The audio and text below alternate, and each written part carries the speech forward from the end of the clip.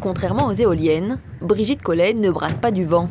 L'ambassadrice de France en Éthiopie est sur le terrain pour soutenir le Français Vernier qui a vendu des éoliennes aux Éthiopiens. Et visiblement, sa présence est appréciée.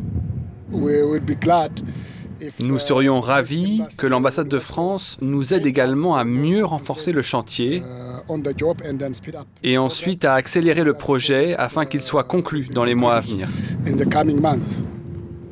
L'ambassadrice est là, même pour régler les problèmes techniques. On a dû expliquer aux Éthiopiens que le site étant différent, les reliefs différents, les conditions de vent différentes, il fallait des machines différentes.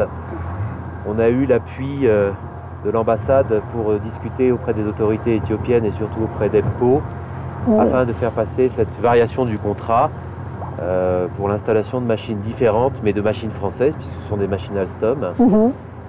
Et là, on doit vous remercier. À travers l'ambassadrice, c'est la nouvelle diplomatie économique que Laurent Vernier remercie.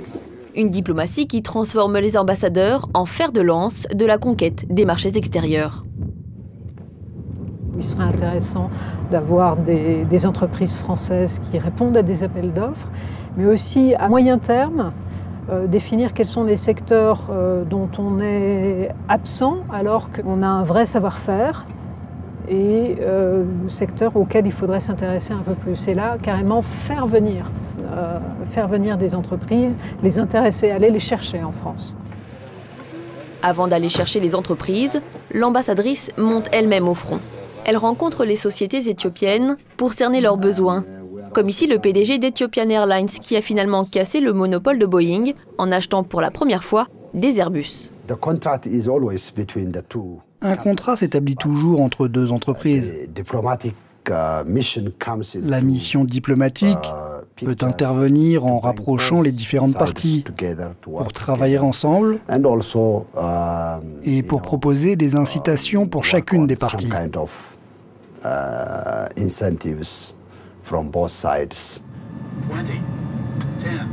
Travailler main dans la main, autrement dit, pour les Français, il s'agit d'identifier les besoins locaux pour faciliter la tâche de leurs entreprises.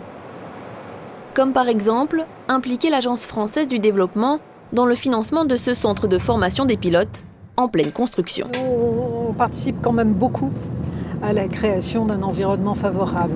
Il est possible que l'Agence française de développement, à nouveau avec cette fois un partenaire allemand, propose un prêt pour la construction de leur nouveau terminal de fret. Voilà, donc la France est dans le paysage et ça c'est très important.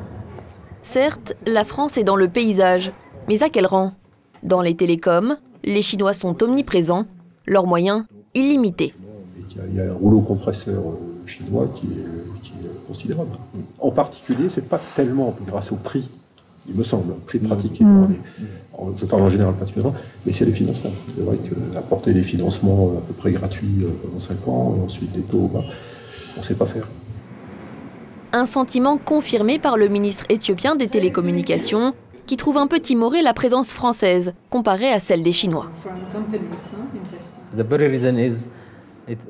Ce qui compte plus que tout, ce n'est pas la relation que nous avons avec la France ou avec la Chine, mais la stratégie que suit chaque gouvernement. La Chine, comme vous le savez, est très agressive, et pas seulement en Afrique, mais partout dans le monde. Alors la France doit-elle sortir ses griffes? L'ambassadrice va en discuter avec les entrepreneurs français. Aujourd'hui, c'est la première réunion du Conseil économique qui regroupe les diplomates et les chefs d'entreprise. Une réunion stratégique et confidentielle, mais l'ambassadrice accepte de nous en rapporter la teneur. Il regrette que les financements publics européens, bien souvent, ne sont pas liés, contrairement aux financements asiatiques. Ça, c'est un point très fort. Ne sont pas liés, c'est-à-dire ne peuvent pas être accordés à la condition que ce soit une entreprise européenne qui soit choisie. Alors, l'avenir de la diplomatie économique française passe-t-il par Paris ou par Bruxelles ?